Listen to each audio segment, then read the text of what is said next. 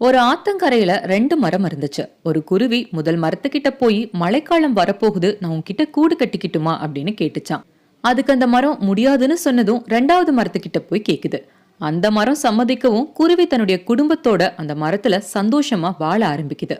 அன்னைக்கு ராத்திரி பெஞ்ச மழையில ஆத்துல வெள்ளம் அதிகமாகி முதல் மரத்தை பாதி அடிச்சிட்டு போயிருது. அத பார்த்த இந்த குருவி சிரிச்சுக்கிட்டே, நான் கூடு கட்டும் போது முடியாதுன்னு சொன்னல, அதுதான் உனக்கு நல்லா வேணும் அப்படின்னு சொல்லிச்சான்.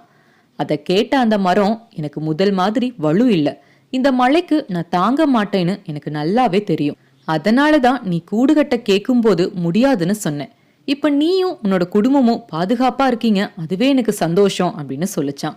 நாமளும் யார்கிட்டயாவது உதவி கேட்டு அவங்க செய்யல அப்படின்னா அவங்கள தப்பா நினைக்க வேண்டாம். வெளியில இருந்து பார்க்கும்போது அவங்களுக்கு என்ன நல்லாதானே இருக்காங்க அப்படின்னு தோணும். ஆனா அவங்க சூழ்நிலையும் சந்திக்கிற இன்னல்களும் அவங்களுக்கு மட்டும்தான் தெரியும்.